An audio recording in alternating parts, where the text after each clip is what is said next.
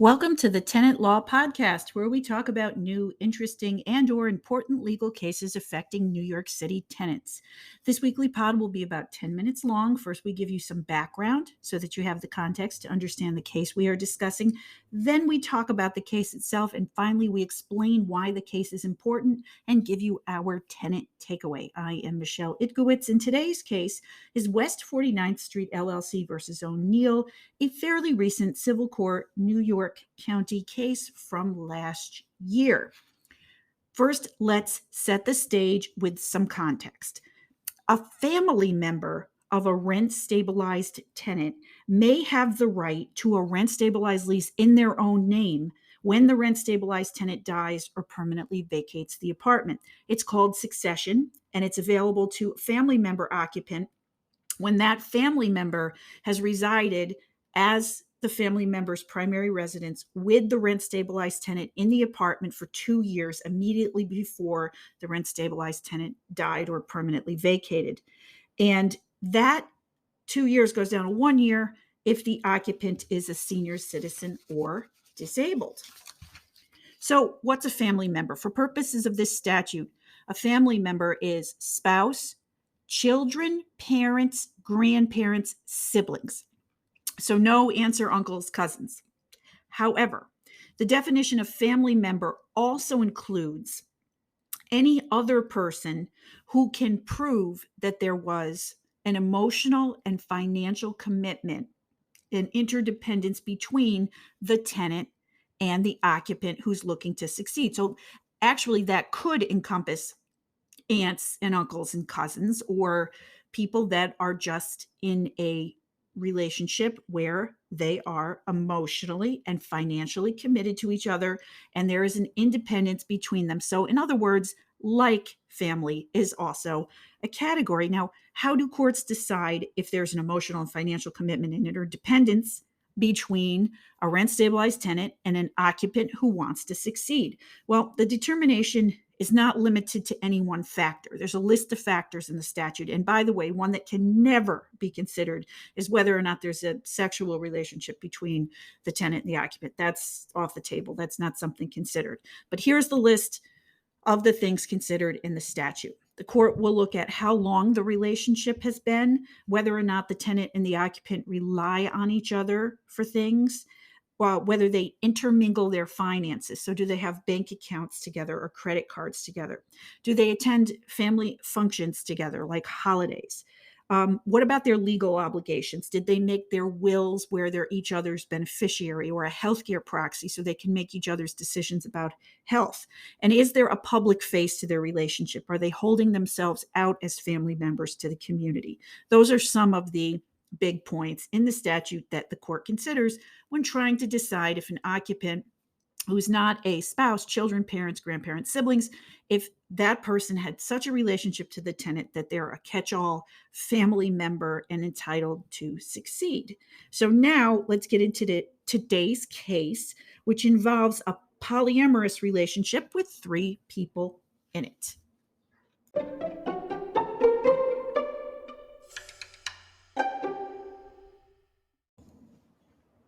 Now let's get into today's case. The rent-stabilized tenant died, and he was the only person on the lease. The rent-stabilized tenant left an occupant in the apartment, and let's call the occupant A. The landlord attempted to evict A as a roommate, a licensee, someone with no entitlement to be there. But A answered the lawsuit and claimed that he was like a family member to the tenant and therefore entitled to succession.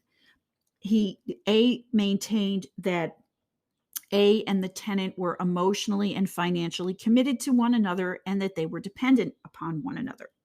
The landlord pushed back and moved for summary judgment. That means that the landlord thought it was entitled to win without a trial because there were no issues of fact, and the landlord asserted that A's position must be a lie because there was another person in the rent-stabilized tenant's life. Let us call that person B, and B did not live in the apartment, who was the tenant's 25-year public-facing, money-sharing life partner.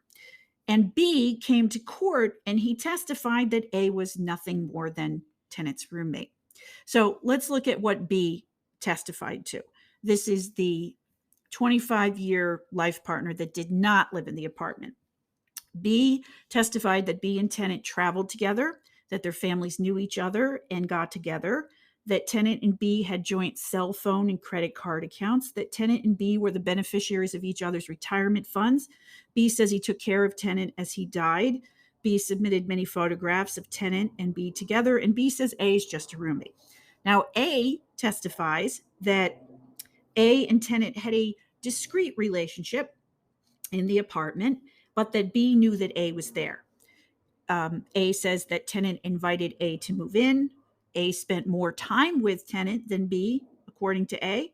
A says he traveled with tenant and they shared the cost of travel. A said that he cooked for tenant. A said that he contributed to household expenses. So the court looks at this and ended up denying summary judgment. The judge said the case has to go to a trial. I can't decide it based on these papers. And go to trial it did. I just looked it up right before I came on the air. There were 10 witnesses in this case. And in the end, when all of the testimony went in, the judge found that A did indeed not have an emotional, financial, interdependent relationship with the tenant. Now, that was not because there was an allegation of a polyamorous relationship. That didn't detract from A's position. What it really was is that it came out at trial that A had not even seen tenant for 2 years before he died. I guess the tenant must have been, I don't know, I couldn't tell, from a nursing home or somewhere else convalescing, but he hadn't even seen him in 2 years. So that's not the important part of the case. The important part of the case is the takeaway. First, let's get our housekeeping out of the way. This is not legal advice, and I am not your lawyer. But because I am a lawyer, this might be considered legal advertising. If it is legal advertising, it's crappy because I'm asking you not to contact me. This pod is not a commercial for me or my law firm. This is simply the podcast that I always wanted to make. Email us with your questions to answer on the podcast. If you like our work, please give us the stars. But the best thing you can do is pass this podcast along to your friends. It is time for the tenant takeaway.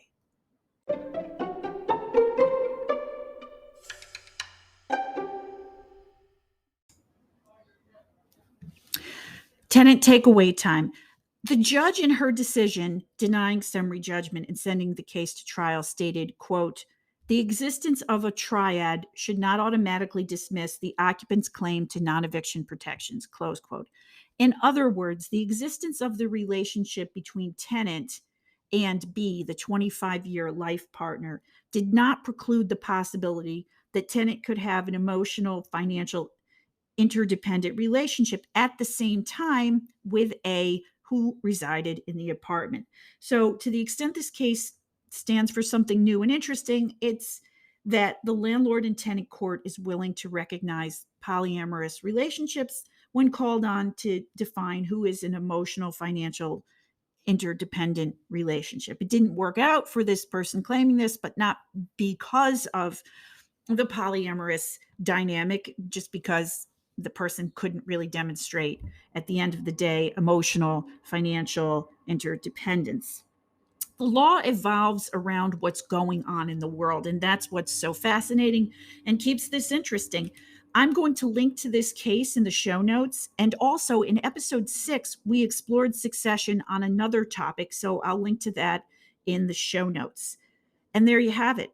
Remember, New York City, the law belongs to you, but your ownership of the law is only as great as your understanding of the law. So let's learn to live better. I'm Michelle Itkowitz, and this is the Tenant Law Podcast.